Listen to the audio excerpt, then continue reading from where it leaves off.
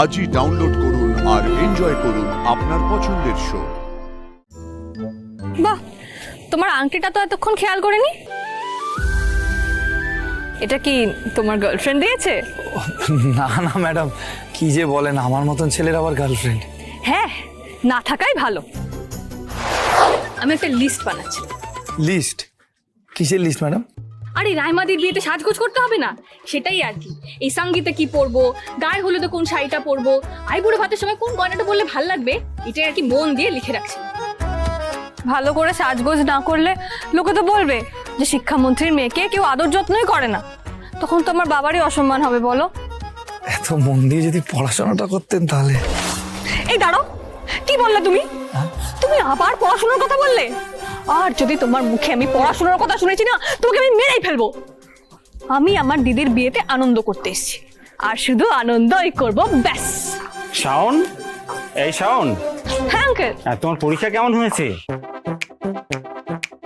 শিক্ষামন্ত্রীর মেয়ে তুমি, রেজাল্ট কিন্তু ভালো তোমাকে করতেই হবে।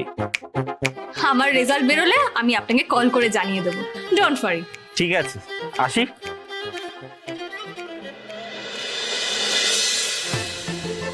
সবাইকার যত সব মাথা ব্যথা, সব আমার রেজাল্ট নিয়ে।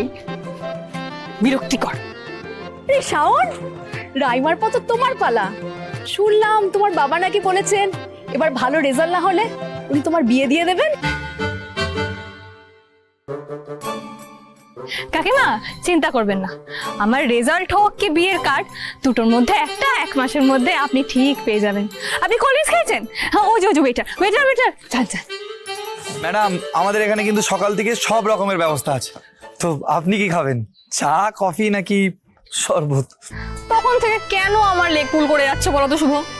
একেই তুমি পরীক্ষার রেজাল্ট নিয়ে খুব টেনশনে আছি, আর তুমি তো জানো রেজাল্ট খারাপ হলে বাবা কি বলেছে। আমি দিদির বিয়েতে একটু আনন্দ করতে এসেছি, সেটা তোমার সহ্য হচ্ছে না না? তুমি ওদের মতো হয়ে গেলে শুভ।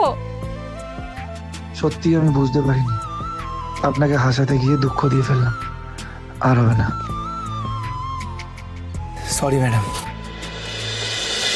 কালকে সকালবেলায় হলুদ বাটার জন্য শিলটা নিয়ে চলে আসতে হবে, আর ঠাকুর মশাই বলে দিয়েছে কলা গাছ লাগবে। হীরের ঝুমকোর সঙ্গে গোল্ডেন শাড়ি, দধি মঙ্গলের লাল পাড় সাদা শাড়ির সঙ্গে রূপোর গয়না। ম্যাডাম সরি ম্যাডাম, আমি শুনেছিলাম ট্রেনে বাক্স বদল হয়, এখানে তো বিয়ে বাড়িতে ডায়েরি বদল হয়ে গেল। বাহ, তোমার আংটিটা তো এতক্ষণ খেয়াল করিনি। এটা কি তোমার গার্লফ্রেন্ড দিয়েছে?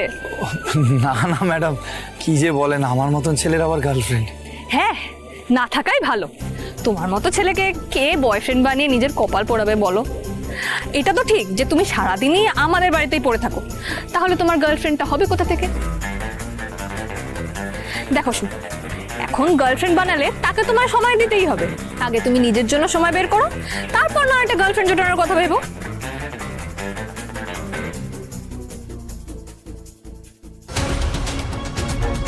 এই ছেলেটার সাহস কিন্তু দিন দিন বেড়েই চলেছে। ভালো মা, বামন হয়ে ওর চাঁদে হাত দেওয়ার শখ হয়েছে, তো ওর হাত আমি এবার কেটে ফেলবো।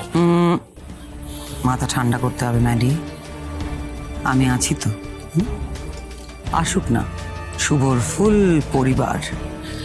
খুব হাসছে তো এখন শুভ, এই হাসিটাই হবে ওর জীবনের শেষ হাসি।